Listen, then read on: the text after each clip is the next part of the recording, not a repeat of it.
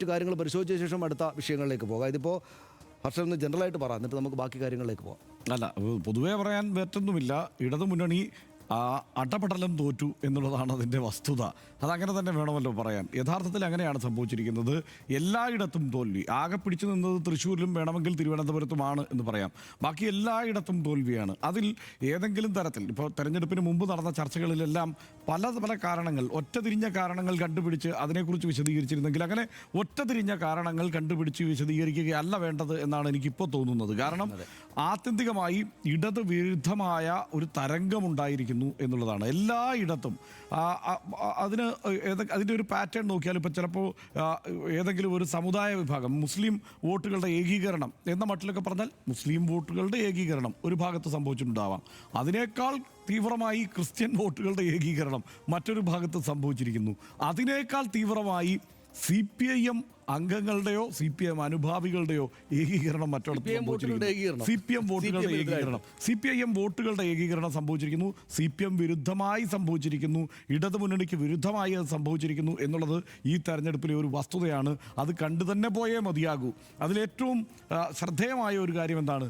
വിമതരായി വന്ന ആ 3 പേർ, വിമതർ എന്ന് തന്നെ വേണമെങ്കിൽ വിശേഷിപ്പിക്കാമല്ലോ. അതായത് G. സുധാകരനാവട്ടെ, തളിപ്പറമ്പിലും പയ്യന്നൂരിലും സംഭവിച്ചതാവട്ടെ, അത് നോക്കിയാൽ ആ വിമത സ്ഥാനാർത്ഥികളുടെ മുന്നേറ്റം എന്നത് CPIMനെ ഇരുത്തി ചിന്തിപ്പിക്കുന്നതാകണം എന്ന കാര്യത്തിൽ സംശയമൊന്നുമില്ല. അതായത് ആ പാർട്ടിക്കുള്ളിൽ ആഭ്യന്തരമായി, സനീഷ ഒരൊറ്റ കാര്യമുള്ളൂ ഇതിനകത്ത്, കട്ടിൽ ഒപ്പിച്ച് കാല് മുറിച്ചാൽ പരുക്കാണ് ഉണ്ടാവുക. അതിനു പകരം കട്ടിൽ വേണമെങ്കിൽ പൊളിച്ചു മാറ്റുകയോ ഇച്ചിരി കൂടി നീക്കി പണിയുകയോ കട്ടിലിൽ പണി നടത്താം, കാലിൽ പണി നടത്തരുത് എന്നുള്ളതാണ് ഇതിൻ്റെ ഏറ്റവും ലളിതമായ സയൻസ്. അതായത് പാർട്ടി ശരീരത്തെ, സർക്കാർ സംവിധാനത്തെ എല്ലാം താല്പര്യങ്ങൾക്കനുസൃതമായി പരുവപ്പെടുത്തിയെടുക്കാനുള്ള ശ്രമം, തീരുമാനങ്ങളെ ആ നിലയ്ക്ക് പരുവപ്പെടുത്താനുള്ള ശ്രമം എല്ലാം ഉണ്ടായി എന്നുള്ളതിൽ തർക്കമൊന്നുമില്ല. ഇന്നിപ്പോൾ ഇത്തവണ തെരഞ്ഞെടുപ്പിന് തൊട്ട് മുമ്പ് ഇത് CPIMൻ്റെ ജനറൽ സെക്രട്ടറി MA ബേബിയോട്, മുഖ്യമന്ത്രിയായിരുന്ന പിണറായി വിജയനോട് ഒക്കെ നേരിട്ട് സംസാരിക്കാൻ എനിക്ക് കഴിഞ്ഞിട്ടുണ്ട്. ആ സമയത്ത് ഈ ചോദ്യങ്ങൾ തന്നെ നമ്മൾ ചോദിച്ചതുമാണ്. എന്താണ്? മുഖ്യമന്ത്രിയുടെ താല്പര്യങ്ങൾക്കനുസരിച്ചാണോ തീരുമാനങ്ങൾ ഉണ്ടാകുന്നത്? അതാണോ പാർട്ടി നടപ്പാക്കുന്നത്? ആ മട്ടിലാണല്ലോ പറയുന്നത്. ആ മട്ടിലാണല്ലോ നമുക്ക് മനസ്സിലാക്കാൻ കഴിയുക പല വിഷയങ്ങളും. പക്ഷെ അതിനോടെല്ലാം അങ്ങനെയല്ല, ഇത് പാർട്ടി തന്നെയാണെല്ലാം എന്ന് പറഞ്ഞൊഴിയുക എന്നുള്ളതിനപ്പുറത്ത് യാഥാർത്ഥ്യബോധത്തോടെ നമ്മൾ ചിന്തിച്ചാൽ കഴിഞ്ഞ തവണത്തെ 2 ടേം എന്നുള്ള തീരുമാനം, അല്ലെങ്കിൽ 75 വയസ്സ് എന്നുള്ള തീരുമാനം, 70 വയസ്സ് എന്നുള്ള തീരുമാനം, ഈ തീരുമാനത്തെ മറികടന്നുകൊണ്ടുള്ള 75 വയസ്സെന്നുള്ള തീരുമാനത്തെ മറികടന്നുകൊണ്ടുള്ള നിലപാട്, ഇതെല്ലാം എന്തിനു വേണ്ടിയായിരുന്നു? നമ്മൾ സ്വാഭാവികമായിട്ട് ഇതുവരെ, അതായത് പുതിയ ആളുകളെ, ഒരു ടീമിനെ കൊണ്ടുവരാൻ വേണ്ടിയായിരുന്നു, പുതിയ ആളുകൾ വരാൻ വേണ്ടിയാണ്. എവിടെയാണ് ആ പുതിയ ആളുകൾ? നമ്മളിതിന് ചുറ്റും നോക്കുമ്പോൾ എവിടെയാണ് ആ പുതിയ ആളുകൾ എന്ന് തോന്നുന്നു. ഞാനിത് CPIMൻ്റെ പരാജയത്തിൽ നിന്ന് തന്നെയാണ് തുടങ്ങാൻ ഉദ്ദേശിക്കുന്നത്. സത്യത്തിൽ കോൺഗ്രസിൻ്റെ UDFൻ്റെ വലിയ വിജയത്തെക്കുറിച്ച് പറയേണ്ടതാണ്. പക്ഷേ തീർച്ചയായും CPIMൻ്റെ പരാജയത്തെക്കുറിച്ച് തന്നെ പറഞ്ഞു തുടങ്ങണമെന്ന് എനിക്ക് തോന്നാൻ കാരണം, ഇടതുപക്ഷത്തിൻ്റെ ഈ പരാജയം എന്നത് കേവലം ഒരു തെരഞ്ഞെടുപ്പ് പരാജയം എന്ന നിലയ്ക്ക് കാണാൻ കഴിയില്ല. കാരണം ഒരു വാഷ് ഔട്ട് എന്ന് പറയാവുന്ന തരത്തിലുള്ള സമ്പൂർണ്ണമായ ഈ പരാജയം ഉണ്ടായ സാഹചര്യം എന്താണെന്ന് തീർച്ചയായും ആഴത്തിൽ പരിശോധിക്കേണ്ടതുണ്ട്. ഇപ്പോൾ ഇതിനകത്ത് CPIMൻ്റെ അണികൾ അല്ലെങ്കിൽ അതിൻ്റെ പ്രവർത്തകരൊക്കെ തന്നെ ബ്ലെയിം ഗെയിം ആരംഭിച്ചിട്ടുണ്ട്. ആർക്കും അതിനുള്ള അവകാശമില്ല എന്നുള്ളതാണ് വാസ്തവം. കാരണം ശബ്ദമുയർത്തേണ്ടവർ ഇവരൊക്കെ ആയിരുന്നില്ലേ? അങ്ങനെയാണെങ്കിൽ ഇപ്പോൾ പറയുന്ന വിഷയങ്ങളിൽ ആ ഘട്ടത്തിലൊന്നും ശബ്ദമുയർത്താൻ ഇവർക്ക് തോന്നാതിരുന്നത് എന്താണ്? ഒരു തുടർഭരണം കിട്ടിക്കഴിഞ്ഞപ്പോൾ ഇതായിരിക്കും ശരിയായ രീതി എന്നുള്ള ചിന്തയിൽ അങ്ങനെ ഇരിക്കുകയായിരുന്നു, കാത്തിരിക്കുകയായിരുന്നു. പക്ഷേ അതല്ല ശരിയായ രീതി എന്നിപ്പോൾ തെളിഞ്ഞിരിക്കുന്നു. ഇനി മറ്റൊരു കാര്യം കൂടിയുണ്ട്. അപ്പുറത്ത് വിപുലമായ പ്രചാരണ സാഹചര്യങ്ങളും സംവിധാനങ്ങളും ഒക്കെ കോൺഗ്രസിനുണ്ടായിരുന്നു. ഒരു പ്രതിപക്ഷത്തിരിക്കുന്ന രാഷ്ട്രീയ പാർട്ടിയുടെ ഒരു പരിമിതിയില്ലാതെ ഗംഭീരമായി പ്രചാരണ പരിപാടികൾ സംഘടിപ്പിക്കാൻ അവർക്കായി. തുടർച്ചയായി ഇപ്പോൾ ഉള്ളതിനും ഇല്ലാത്തതിനുമെല്ലാം വിദ്വേഷ പ്രചാരണം നടത്തുന്ന യൂട്യൂബ് സംഘങ്ങളും ഒക്കെ വളരെ ആക്റ്റീവായിരുന്നു. അതിനെയൊന്നും കാര്യക്ഷമമായി പ്രതിരോധിക്കാൻ വേണ്ട ഇടപെടൽ LDFൻ്റെ ഭാഗത്തുനിന്നും ഉണ്ടായില്ല. ഇത്തരം കാര്യങ്ങളെല്ലാം ഒത്തുചേരുമ്പോഴാണ് ഇപ്പോൾ കഴിഞ്ഞ ഒരു വർഷം മുമ്പ് വരെ നമ്മൾ കണ്ട വലിയ വിദ്വേഷക പ്രചാരകരായ പലരും ഒരു കൂടെ പരസ്പരം പോരടിച്ചിരുന്നവർ ഒരു കൂടെ കീഴിൽ അണിനിരക്കുന്ന സാഹചര്യം പോലും ഉണ്ടായി ഈ തെരഞ്ഞെടുപ്പിന് തൊട്ട് മുമ്പ്. അപ്പോൾ ഇങ്ങനെ പല കാര്യങ്ങൾ സംഭവിച്ചിട്ടുണ്ട്. അഴിമതി ആരോപണങ്ങൾ തുടർച്ചയായി വന്നു. ആ ആരോപണങ്ങളെ പ്രതിരോധിക്കുന്നതിൽ ചില പാളിച്ചകൾ ഉണ്ടായിട്ടുണ്ട് എന്നുള്ള കാര്യത്തിൽ സംശയമൊന്നുമില്ല. ഇടതുമുന്നണിയെ സംബന്ധിച്ചിടത്തോളം അതിനെ പ്രതിരോധിക്കാൻ കഴിയാതെ പോയത് എന്തുകൊണ്ടാണ്? ഞാനൊരു കാര്യം പറയാം. ഇപ്പോൾ പോലും CPIM വിശദമായി വിശദീകരിച്ചിട്ടില്ലാത്ത ഒന്ന് ബാക്കി നിൽക്കുകയാണ്. അത് എക്സാലോജിക്കാണ്. അതുമായി ബന്ധപ്പെട്ടുണ്ടായിട്ടുള്ള ഇടപാടുമായി ബന്ധപ്പെട്ട് വിശദീകരിക്കാനോ കാര്യങ്ങൾ ആളുകൾക്ക് ബോധ്യമാകുന്ന തരത്തിൽ, വേറെ ആർക്കുമല്ല പാർട്ടി അണികൾക്കും പ്രവർത്തകർക്കും ബോധ്യമാകുന്ന തരത്തിലൊരു കാരണം പറയാനോ ഇതുവരെ CPIM നേതൃത്വത്തിന് കഴിഞ്ഞിട്ടില്ല എന്ന കാര്യത്തിൽ സംശയമില്ല. അതടക്കമുള്ള കാര്യങ്ങൾ ചർച്ച ചെയ്യും. ഇപ്പൊ സനീഷ് ഇടപെടുന്നത് കൊണ്ട് ഞാൻ നിർത്താം. പക്ഷേ സ്വാഭാവികമായി നമ്മൾ പറഞ്ഞു പോകാനാണ് ഒരുപാട് കാര്യങ്ങൾ പറയാനുള്ളത്. കുറച്ച് ഞാൻ കൈവച്ചില്ലെങ്കിൽ കുറച്ചുകൂടെ നീണ്ടു. അതുകൊണ്ട് ഞാൻ അങ്ങനെ പോകണേ ഹർഷം കൈവയ്ക്കിയാൽ മതി. എനിക്കിതിനകത്ത് പറയാനുള്ളത് ഹർഷം, അതായത് ഇതിൽ ഞാൻ ഹർഷൻ പറഞ്ഞു തുടങ്ങുന്നത് പോലെ തന്നെ UDFൻ്റെ വൻ വിജയം എന്ന പോയിന്റാണ് നമ്മൾ ആദ്യം പറയേണ്ടത് എന്ന അഭിപ്രായം ഹർഷൻ ഇപ്പോൾ പറഞ്ഞ പോലെ തന്നെ ഞാനും വിചാരിക്കുന്നു. നമ്മൾ ഇവർ തോറ്റു, ഒരു വൻ തോൽവി ഉണ്ടായി, അതൊരു പ്രധാനപ്പെട്ട വിഷയമാണ് എന്ന് പറയുമ്പോൾ തന്നെ UDFനുണ്ടായിരിക്കുന്ന ഈ വൻ വിജയം എന്നത് വളരെ അഭിനന്ദനാർഹമാണ്. ശരിക്കും രാജ്യത്ത് തന്നെയും നോക്കുമ്പോൾ ഇത്രയും വലിയ വിജയം UDF ഉണ്ടാക്കിയെടുത്തു എന്നത് അങ്ങേയറ്റം ഗംഭീരമായിട്ട് കാണേണ്ടതാണ്. അതിൻ്റെ പിന്നിൽ പ്രവർത്തിച്ച ഏറ്റവും താഴെത്തട്ടിലെ പ്രവർത്തകരെ പോലും അനുമോദിച്ചുകൊണ്ട് വേണം നമ്മുടെ ഏത് ടെലിവിഷൻ ചർച്ചയും അല്ലെങ്കിൽ ഏത് രാഷ്ട്രീയ ചർച്ചയും ഇനി അങ്ങോട്ട് ആരംഭിക്കാൻ എന്ന അഭിപ്രായം എനിക്കുണ്ട്. പല ഘടകങ്ങളുണ്ട്. ഇത് അവരുടെ പ്രവർത്തനം കൊണ്ട് മാത്രമായിട്ട് ജയിച്ചാണ്. രാഷ്ട്രീയമായിട്ട് പല ഘടകങ്ങളുണ്ടാവും. പക്ഷേ അവരെ അഭിനന്ദിച്ചുകൊണ്ട് UDFനെ അതിൻ്റെ നേതൃത്വം നൽകിയ VD സതീശനും രമേശ് ചെന്നിത്തലയും KC വേണുപോൽ അടക്കമുള്ള ആളുകളെ അഭിനന്ദിച്ചുകൊണ്ട് വേണം നമ്മൾ തുടങ്ങാൻ. ഇതിനകത്ത് എൻ്റെ ടേക്ക് എന്താണെന്ന് വെച്ചാൽ, അതായത് യഥാർത്ഥ ഇടതുപക്ഷം ഞങ്ങളാണ് എന്ന VD സതീശൻ്റെ അദ്ദേഹം ഒരുപാട് കാലമായിട്ട് ആവർത്തിക്കുന്ന അദ്ദേഹത്തിൻ്റെ പ്രധാനപ്പെട്ട ഒരു പ്രസ്താവനയിൽ നിന്നും ആലോചിച്ച് തുടങ്ങിയാലാണ് നമുക്ക് ഈ തെരഞ്ഞെടുപ്പ് വിധിയുടെ യഥാർത്ഥ സത്യയെ മനസ്സിലാക്കാൻ പറ്റുക എന്നാണ് ഞാൻ വിചാരിക്കുന്നത്. അത് അദ്ദേഹം VD സതീശൻ ഇന്നും ഇന്നലെയും പറഞ്ഞു തുടങ്ങിയല്ല.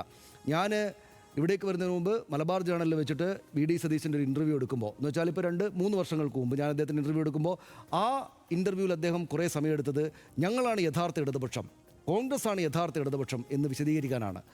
അപ്പോൾ ഞാൻ അപ്പോഴും കരുതി എന്തിനാണ് ഇടതുപക്ഷം ഞങ്ങളാണെന്ന് അദ്ദേഹം സ്ഥാപിക്കാൻ വേണ്ടി ശ്രമിക്കുന്നത് എന്ന സംശയം എനിക്കുണ്ടാവുകയും ഞാനത് ചോദിക്കുകയും അദ്ദേഹം അതിന് ആവർത്തിച്ച് ഉത്തരം പറയുകയും നെഹ്റുവാണ് രാജ്യത്ത് തന്നെ ഏറ്റവും ഇടതുപക്ഷ സമീപനങ്ങൾ നടപ്പാക്കിയ ആൾ, ഞങ്ങളുടെ ആളാണ്, ഇവർ ഇടതുപക്ഷ നിലപാടുകളും തെറ്റിപ്പോവുകയാണ്, യഥാർത്ഥത്തിൽ ഇടതുപക്ഷ സർക്കാരിനെയും ഇടതുപക്ഷ പാർട്ടികളെയും ഇടതുപക്ഷം തന്നെയും തെറ്റാണ് എന്ന് പറഞ്ഞും VD സതീശന് മുന്നോട്ട് പോകാമായിരുന്നു എന്ന് നമ്മൾ കാണണം. പക്ഷേ കേരളത്തിൽ അദ്ദേഹം ഒരു നരേറ്റീവ് ആദ്യമേ ഉണ്ടാക്കിയെടുത്തു. ഞങ്ങളാണ് യഥാർത്ഥ ഇടതുപക്ഷം, ഇടതുപക്ഷം എന്ന പക്ഷം കുഴപ്പമാണ് എന്നല്ല, ഇപ്പോൾ ഇടതുപക്ഷമാണെന്ന് പറയുന്ന ഇവർ കുഴപ്പക്കാരാണ്, ഞങ്ങളാണ് യഥാർത്ഥ ഇടതുപക്ഷം എന്ന പ്രസ്താവന അദ്ദേഹം മുന്നോട്ട് വെക്കുന്നതോട് കൂടിയിട്ട് കോൺഗ്രസിന് അപ്പുറത്തുള്ള ഒരു വലിയ സമൂഹത്തിൻ്റെ, കേരള സമൂഹത്തിൻ്റെ മതേതരമായിട്ടൊരു സമൂഹത്തിൻ്റെ അപ്പാടെ ഒരു ചങ്കിനെ അദ്ദേഹം ഇങ്ങോട്ട് എടുക്കുകയാണ് ചെയ്യുന്നത്. അത് ആദ്യഘട്ടത്തിൽ വിജയിക്കുമോ എന്ന് അദ്ദേഹത്തിന് തന്നെ ധാരണ ഉണ്ടാവുമെന്ന് എനിക്കറിയില്ല. പക്ഷേ അദ്ദേഹം മനഃപൂർവ്വം ആലോചിച്ചെടുത്തൊരു സ്ട്രാറ്റജിയാണ് എന്നാണ് ഞാൻ വിചാരിക്കുന്നത്. ആ പ്രസ്താവന വെച്ചിട്ട് യഥാർത്ഥ ഇടതുപക്ഷമാണ് ഞങ്ങൾ എന്ന VD സതീശൻ്റെ പ്രസ്താവനയെ വെച്ചിട്ട് ഈ തെരഞ്ഞെടുപ്പ് വിധിയെ നോക്കിയാൽ നമ്മൾ അന്തം വിടുന്ന വിധത്തിൽ അദ്ദേഹം വളരെ ശരിയായൊരു ട്രാക്കിലാണല്ലോ പോയത് എന്ന് നമുക്ക് തോന്നും. എന്താണെന്ന് വെച്ചാൽ ഹർഷ, ഇടതുപക്ഷം എന്താണോ മുൻകാലങ്ങളിൽ ചെയ്തുകൊണ്ടിരുന്നത് അതേ കാര്യങ്ങളാണ് ഈ VD സതീശനും ഈ കോൺഗ്രസ് പാർട്ടിയും ചെയ്തത് എന്ന് നമ്മൾ കാണാം. അതായത് കമ്മ്യൂണിസ്റ്റ് പാർട്ടികളുടെ കൂടെ, കമ്മ്യൂണിസ്റ്റുകാരുടെ കൂടെ വോട്ട് ഞങ്ങൾക്ക് വേണം, എങ്കിലാണ് വലിയ വിജയം നമ്മൾ നേടാനാവുക എന്ന സ്ട്രാറ്റജി അവർ ആദ്യം തന്നെ വെച്ചു. തെരഞ്ഞെടുപ്പിന് തൊട്ട് മുമ്പൊന്നുമല്ല, 2-3 വർഷങ്ങൾക്കും അദ്ദേഹം വെച്ചു.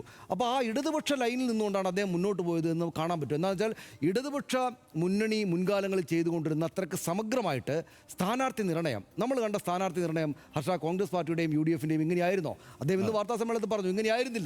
ഞങ്ങൾ വകുപ്പുകൾക്ക് ഈ മറ്റ് മുന്നണിയിലെ കക്ഷികൾക്ക് സീറ്റുകൾ കൈമാറുമ്പോൾ സീറ്റ് വിഭജനം നടത്തുമ്പോൾ ഇങ്ങനെയാണോ ഉണ്ടാകാറുള്ളത്? അല്ല, അവർ ഘടകകക്ഷികൾ ഞങ്ങൾക്ക് 3 സീറ്റ് ഇങ്ങോട്ട് തന്നു എന്ന് വെച്ചാൽ വളരെ സൗമ്യതയോട് കൂടിയിട്ട് ഈ സിസർ വെച്ച് മുറിച്ചതുപോലെ വളരെ കൃത്യമായിട്ട് കാര്യങ്ങൾ നടത്താൻ ആ കാര്യത്തിൽ അവർക്ക് പറ്റി. പിന്നെ സ്ഥാനാർത്ഥി നിർണയം, എന്തൊരു മനോഹരമായ സ്ഥാനാർത്ഥി നിർണയമാണ് അവർ നടത്തിയത്. നോക്കൂ, അതായത് എത്രക്ക് ചെറുപ്പക്കാരായിട്ടുള്ള ആളുകളെയാണ് ഈ നിയമസഭ നാളെ കാണാൻ പോകുന്നത് നോക്കൂ. സതീശൻ്റെ യഥാർത്ഥ ഇടതുപക്ഷം ഞങ്ങളാണ് എന്ന പോയിന്റ് അദ്ദേഹം എങ്ങനെ സാക്ഷാത്കരിച്ചു, അതെങ്ങനെ വോട്ടിന് സഹായകരമായി എന്നതാണ് ഞാൻ നോക്കിയത്. അങ്ങനെ വെച്ച് വേണം ഈ വിധിയെ മനസ്സിലാക്കിയാലേ കാര്യങ്ങൾ കൂടുതൽ വ്യക്തമായിട്ട് മനസ്സിലാവുന്ന എൻ്റെ ഒരു ധാരണ. അത് ഈ കമ്മ്യൂണിസ്റ്റ് വോട്ടുകൾ കൂടെ ചേർന്നാണ് തങ്ങൾക്ക് അനുകൂലമായ വിധി ഉണ്ടാവുക എന്ന് AK ആൻ്റണി തൊട്ട് കഴിഞ്ഞ ദിവസം രാജ്മോഹൻ ഉണ്ണിത്താനും പ്രവീൺ കോഴിക്കോട് DCC പ്രസിഡന്റ് അടക്കമുള്ള ആളുകൾ പറയുന്നുണ്ടായിരുന്നു. അപ്പോൾ യഥാർത്ഥ ഇടത് വോട്ടുകളുടെ കൺസോൾട്ടേഷൻ യഥാർത്ഥത്തിലുണ്ടായി. അപ്പം എന്ന് മാത്രമല്ല, യഥാർത്ഥ ഇടതുപക്ഷം എന്ന സ്വഭാവമാകെ പ്രതിഫലിപ്പിക്കുന്ന കാര്യങ്ങൾ ഒരുപാട് ഇവരുടെ ഭാഗത്തുനിന്ന് VD സതീശൻ്റെയും കൂട്ടരുടെയും ടീമിൻ്റെയും ഭാഗത്തുനിന്നുണ്ടായി. അതായത് ഒന്ന്, ഞാൻ നേരത്തെ പറഞ്ഞത് സ്ഥാനാർത്ഥി നിർണയത്തിൽ ഇടതുപക്ഷത്ത് നിന്ന് മാത്രം കണ്ടു പരിചയിച്ച ആ ഒരു സൂക്ഷ്മമായിട്ട് സ്ഥാനാർത്ഥി നിർണയത്തിനായുള്ള ഒരു സൂക്ഷ്മമായിട്ടുള്ള പ്ലാനിങ് അവിടെ ഉണ്ടായിരുന്നു. അതിൻ്റെ ഏറ്റവും വലിയ ഉദാഹരണം VP അബ്ദുൾ റഷീദിൻ്റെ കാര്യത്തിൽ നമ്മൾ കണ്ടു. കാരണം VP അബ്ദുൾ റഷീദ് തളിപ്പറമ്പിൽ MV ഗോവിന്ദൻ മാസ്റ്ററെ വിറപ്പിച്ച ആളാണ്. നല്ല വോട്ട്, നല്ല പോരാട്ടം കൊടുത്ത ആളാണ് റഷീദ് സ്വാഭാവികമായിട്ട് അവിടെ മത്സരിക്കട്ടെ, അപ്പോൾ PK ശ്യാമളക്കെതിരെ റഷീദ് വിജയിച്ചുകൊള്ളും എന്നായിരുന്നു കോൺഗ്രസിൻ്റെയും രാഷ്ട്രീയം ശ്രദ്ധിക്കുന്ന ആളുകളെല്ലാം കരുതിയിരുന്നെങ്കിൽ കോൺഗ്രസ് ചെയ്ത അതല്ല. റഷീദിനെ ധർമ്മടത്തേക്ക് മാറ്റിയിട്ട് അവിടെ വിമതനായി നിൽക്കുന്ന ആളെ തന്നെ മത്സരിപ്പിച്ചു. അപ്പോൾ എന്തുകൊണ്ട് അവിടെ വിജയിച്ചു. ഇവിടെ പക്ഷേ റഷീദ് പിണറായി വിജയന് അതിശക്തമായിട്ടുള്ള പോരാട്ടം കൊടുത്തു. അതിശക്തമായിട്ടുള്ള പോരാട്ടം 6 റൗണ്ട് കഴിഞ്ഞപ്പോഴാണ് അദ്ദേഹത്തിന് മുന്നിലേക്ക് വരാൻ 6 റൗണ്ടുകൾ പിന്നിലായിരുന്നു ധർമ്മടത്ത് പിണറായി വിജയൻ ഓർക്കണം. അപ്പോൾ അങ്ങനെ സ്ഥാനാർത്ഥി നിർണയത്തിൽ നമ്മൾ ഇടതുപക്ഷത്തിൽ നിന്ന് മാത്രം കണ്ട് പരിചയിച്ച ഈ ഗ്രൂപ്പ് മറ്റ് തർക്കങ്ങളൊന്നുമില്ലാത്ത വലിയൊരു ഒരു സൂക്ഷ്മ നിർണയ സംഗതി നമ്മൾ കണ്ടു. പിന്നെ രണ്ടാമത്തെ ഒരു കാര്യം, വി.ഡി. സതീശൻ രാഹുൽ മാങ്കൂട്ടത്തിൽ വിഷയത്തിലെടുത്ത നിലപാട് ആലോചിച്ചു ഹർഷ. അതായത് അതും ഞാൻ പറഞ്ഞത് CPM-ൽ നിന്നും ഒരു കാലത്തെ CPM-ൽ നിന്നും ഇടതു പാർട്ടികളിൽ നിന്നും മാത്രം കണ്ടു പരിചയിച്ച ഉറച്ച നിലപാടായിരുന്നു അത്. അതായത് അങ്ങനെ ഒരു സംഭവം വന്നപ്പോൾ പാർട്ടിക്കകത്ത് നിന്ന് തന്നെ എനിക്കെതിരെ വലിയ വിമർശനം ഉണ്ടായപ്പോൾ വി.ഡി. സതീശൻ ഉറച്ച നിലപാടെടുത്തു. വി.ഡി. സതീശൻ ഉറച്ച നിലപാടിലാണ് അയാൾ പുറത്തേക്ക് പോയത്. പിന്നീട് പ്രശ്നങ്ങളുണ്ടായപ്പോഴും സതീശൻ ഒരു കുലുക്കം ഉണ്ടായിരുന്നില്ല. അത് ഒരു ലെഫ്റ്റ് എന്ന് നമ്മൾ കണ്ടു പരിചയിച്ച സ്ട്രോങ് ആയിട്ടുള്ള നിലപാടായിരുന്നു. അത് മാത്രമല്ല ഇവിടെ വെള്ളാപ്പള്ളി നടേശൻ, ഈ സുകുമാരൻ നായർ, 2 പ്രധാനപ്പെട്ട ആളുകളെ കേരളത്തിൻ്റെ UDF മുന്നണിയുടെ ചരിത്രത്തിൽ ഒരിക്കൽ പോലും ഒരു കോൺഗ്രസ് നേതാവും ഇവരെ എങ്ങനെ അവോയ്ഡ് ചെയ്തിട്ടില്ല. ഉണ്ടോ? ഇല്ലല്ലോ. അത് ഇടതുപക്ഷ CPM നേതാക്കളിൽ നിന്ന് കണ്ട സംഗതിയാണ്. അത് വി.ഡി. സതീശൻ പ്രയോഗിച്ച് കാണിച്ചു കൊടുത്തു. പിന്നെ ഒടുവിൽ ഇങ്ങോട്ട് വന്നാൽ ഈ ഒരുപാട് ഗുണകരമായ കാര്യങ്ങൾ ചെയ്ത സർക്കാരാണ് ഇടതുപക്ഷ സർക്കാർ. അക്കാര്യത്തിൽ യാതൊരു സംശയമില്ല. അത് സതീശനും സംശയം ഉണ്ടാവില്ല. പക്ഷേ അതിനെ മറികടക്കുന്ന ചില പോയിന്റ്സ് അവർ കണ്ടു. എന്താണ്? സ്ത്രീകൾക്ക് ഫ്രീ ആയിട്ട് സൗജന്യ ബസ് യാത്ര കൊടുക്കുക എന്നുള്ളത് അവർ പ്രഖ്യാപിച്ചു. നടപ്പാക്കും എന്നുള്ളതൊക്കെ നമ്മൾ ഇനിയാണ് കാണേണ്ടത്. പ്രഖ്യാപിച്ചു. അത് ചെന്ന് തൊടേണ്ടത് എടുത്ത് ചെന്ന് തൊട്ടിട്ടുണ്ടാകും. അങ്ങനെ ആശാ വർക്കർമാരുടെ കാര്യം, ഒരുപാട് കാര്യങ്ങൾ, ഇപ്പോൾ 5 ഗ്യാരണ്ടിയൊക്കെ പിന്നീടാണ് നമ്മൾ കണ്ടത്. അതായത് ഒരു ഇടതുപക്ഷം മാത്രം മുൻകാലങ്ങളിൽ പറഞ്ഞിരുന്നത് പോലെ ഇത്ര വോട്ട് ഞങ്ങൾക്ക് കിട്ടും എന്ന് പറഞ്ഞു.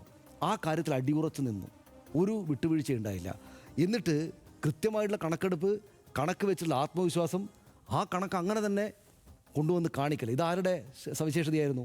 ഇത് നമ്മൾ പരിചയിച്ച തെരഞ്ഞെടുപ്പ് കാലത്ത് ഇത് ഇടതുപക്ഷത്തിൻ്റെ CPIM-ൻ്റെ സവിശേഷതയായിരുന്നു. കൃത്യമായിട്ട് കണക്കെടുക്കുക, ഏറ്റവും താഴെ തട്ടുന്ന ഗ്രൗണ്ടിൽ നിന്ന് കണക്കെടുക്കുക, ആ കണക്ക് വെച്ചിട്ട് കൃത്യമായിട്ട് ആത്മവിശ്വാസത്തോടെ ഒരു നമ്പർ പറയുക, ആ നമ്പറിൽ കൃത്യമായിട്ട് കാര്യങ്ങൾ എത്തിക്കുക. ഇതും ഇടതുപക്ഷം നമുക്ക് കാണിച്ചു തന്നൊരു കാര്യമാണ്. കോൺഗ്രസ് അത്തരം കാര്യങ്ങളൊന്നും അവർ വിജയിക്കുമ്പോൾ വലുതായിട്ടൊക്കെ വിജയിച്ചിട്ടുണ്ട്, നേരത്തെയും വിജയിച്ചിട്ടുണ്ട്. പക്ഷേ വി.ഡി. സതീശൻ ഈ കാണിച്ചു തന്ന പോലുള്ള മാതൃക നേരത്തെ കാണിച്ചു തന്നതെല്ലാം ഇടതുപക്ഷവും CPIM-ഉം ആയിരുന്നു എന്ന കാര്യത്തിൽ യാതൊരു സംശയവുമില്ല. പിന്നെ ഒരു കാര്യം കൂടെ, അതായത് എടുത്ത സ്റ്റാൻഡിൽ ഉറച്ചു നിൽക്കുക എന്നത് നേരത്തെ പറഞ്ഞതുപോലെ വി.ഡി. സതീശനും സുകുമാരൻ നായരും എന്നതുപോലെ തന്നെ നമ്മൾ ജമാഅത്തെ ഇസ്ലാമിയുടെ കാര്യത്തെയും കാണണം. ജമാഅത്തെ ഇസ്ലാമി മതരാഷ്ട്രവാദികളല്ല എന്ന ഒരു തരത്തിലും അനുകൂലിക്കാൻ പറ്റാത്ത പ്രസ്താവന അദ്ദേഹം നടത്തി. ആവർത്തിച്ച് വിമർശനം വന്നപ്പോഴും പക്ഷേ അതിന് പിന്നോട്ട് പോയേയില്ല. ആ സ്റ്റാൻഡിൽ അവിടെ നിന്നു. അപ്പോൾ ഏത് നിലക്ക് നോക്കിയാലും യഥാർത്ഥ ഇടതുപക്ഷം ഞങ്ങളാണ് എന്ന സ്റ്റാൻഡ് പിടിച്ചിട്ട് ഈ ഇലക്ഷനിൽ വൻ വിജയം ഉണ്ടാക്കണമെങ്കിൽ കമ്മ്യൂണിസ്റ്റുകാരുടെ കൂടെ വോട്ട് വേണമെന്നും കമ്മ്യൂണിസ്റ്റുകാരുടെ വോട്ട് ഇപ്പുറത്തേക്ക് വരാനുള്ള കൃത്യമായ രാഷ്ട്രീയ സാഹചര്യം സംജാതമായിരിക്കുന്നു എന്നും മനസ്സിലാക്കിയിട്ട് ഇടതുപക്ഷ വിരുദ്ധരല്ല, ഇടതുപക്ഷം തന്നെയാണ് തങ്ങളെന്ന് പറഞ്ഞിട്ട് ഈ പറയുന്ന പ്രധാനപ്പെട്ട നേതാക്കളെ വിസ്മയം എന്ന് പറഞ്ഞിട്ട് അവിടുന്ന് ചാടിച്ച് കൊണ്ടുവന്നിട്ട് ഈ പറയുന്ന പയ്യന്നൂരും തളിപ്പറമ്പും പോലും വൻ വിജയമുണ്ടാക്കിയ ഒരു വമ്പൻ തെരഞ്ഞെടുപ്പ് വിജയമാണ് വി.ഡി. സതീശൻ ഉണ്ടാക്കിയത്. ഞാൻ ഈ വി.ഡി. സതീശൻ എന്നും ആവർത്തിച്ച് പറയുന്നത് അദ്ദേഹം മാത്രമല്ല, കോൺഗ്രസ് പാർട്ടി അപ്പാടെയാണ്, UDF അപ്പാടെയാണ് ഇക്കാര്യം ചെയ്തത് എന്ന് എനിക്കറിയാം.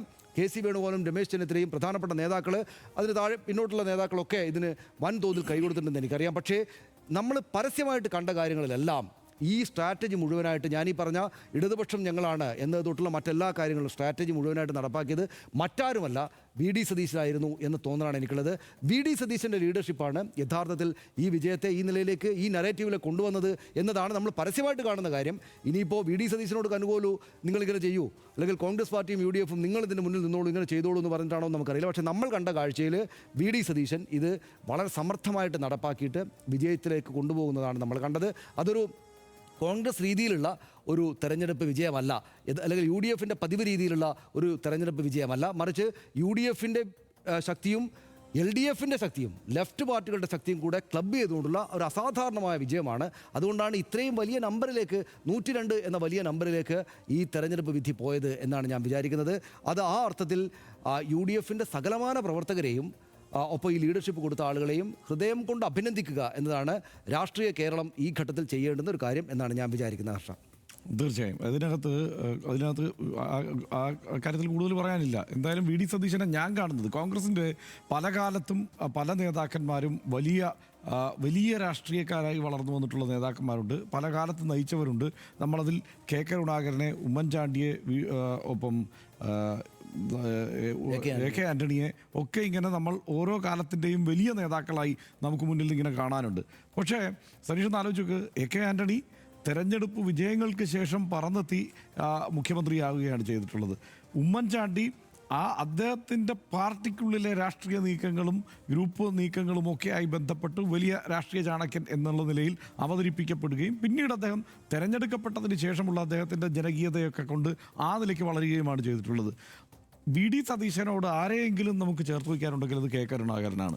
67-ൽ ഈ പറഞ്ഞ 9 MLA-മാരുമായി കോൺഗ്രസ് തകർന്നടിഞ്ഞ് നിയമസഭയിൽ ഇരിക്കുമ്പോൾ അന്ന് CLP ലീഡറായിട്ട് നിയമസഭയിലെത്തിയ ആളാണ് കെ കരുണാകരൻ. അവിടെ നിന്ന് വളർത്തുകയാണ് കോൺഗ്രസിനെ ഘട്ടം ഘട്ടമായി. 95 വരെ ദീർഘകാലം അദ്ദേഹം CLP ലീഡറായിരുന്നു. അപ്പോൾ അവിടെ നിന്നിട്ടാണ് അദ്ദേഹം കോൺഗ്രസിനെ പിന്നെ കെട്ടിപ്പടുക്കുന്നത്. ഘട്ടം ഘട്ടമായി പല പ്രതിസന്ധികളിലൂടെയും കരുണാകരൻ കടന്നുപോയിട്ടുണ്ട്. പക്ഷേ അതിനുശേഷം വളർത്തി അദ്ദേഹം കോൺഗ്രസിനെ അധികാരത്തിലേക്ക് എത്തിച്ചു എന്നുള്ളതാണ്.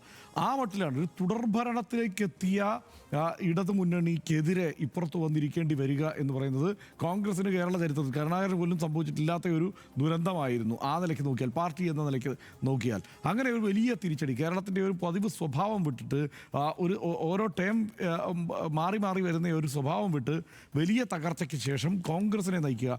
നമുക്ക് ഓർമ്മയുണ്ടല്ലോ, ഉമ്മൻചാണ്ടിയെയും രമേശ് ചെന്നിത്തലയും എല്ലാം കോൺഗ്രസ് അണികൾ തന്നെ വല്ലാതെ കടന്നാക്രമിക്കുന്ന ഒരു സാഹചര്യത്തിൽ നിന്നുകൊണ്ടാണ് വി.ഡി. സതീശനെ ഇതിൻ്റെ നായകസ്ഥാനത്തേക്ക് കൊണ്ടുവന്ന് വയ്ക്കുന്നത്, അവിടുത്തെ CLP ലീഡറായി വരുന്നത്.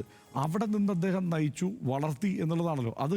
അതിനുശേഷമുള്ള വിജയം എന്ന് പറയുന്നത് നമുക്ക് അമ്പരപ്പിക്കുന്ന വിജയത്തിലേക്ക് കോൺഗ്രസിനെ അദ്ദേഹം എത്തിച്ചിരിക്കുന്നു എന്ന കാര്യത്തിൽ സംശയമൊന്നുമില്ല. അതിന് നേരത്തെ പറഞ്ഞ കാരണങ്ങളൊക്കെ തന്നെയാണ് നമുക്ക് എടുത്തു വയ്ക്കാനുള്ളത്. അദ്ദേഹം തന്നെ പറയുന്നത് കേട്ടല്ലോ, ഞാൻ ആരൊക്കെയായിട്ടാണ് സംസാരിച്ചത് എന്നുള്ള കാര്യം എനിക്ക് മാത്രമല്ലേ അറിയൂ എന്ന് അദ്ദേഹം പറഞ്ഞു.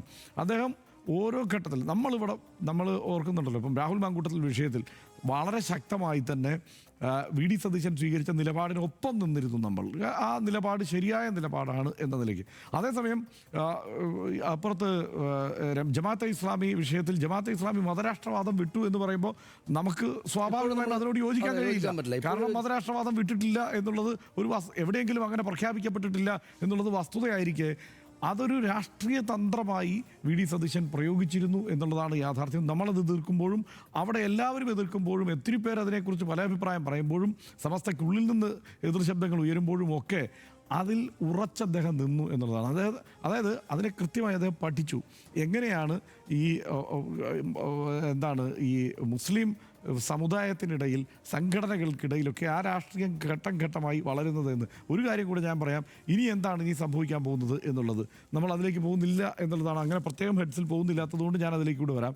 ഇനി ഇപ്പോൾ മുഖ്യമന്ത്രി സ്ഥാനത്തേക്ക് ആര് വരും എന്നുള്ളത് സംബന്ധിച്ചുള്ള ചർച്ചകളാണ് ഇനി സജീവമാകുന്നത്. സംസാരിക്കാൻ തോന്നുന്നു. നമുക്ക് സംസാരിക്കാൻ സമയമുണ്ടെങ്കിൽ നമുക്ക് നമ്മളെന്താ പറയുക, ഇപ്പം നമ്മൾ അതിലേക്ക് പോകുമ്പോൾ നമ്മൾ കുറച്ച് സെൻസിറ്റീവായിട്ടുള്ള സ്പോട്ടുകളിലേക്ക് പോകേണ്ടി വരും. നമുക്ക് മറ്റു കാര്യങ്ങൾ സംസാരിച്ചിട്ട് വരാം.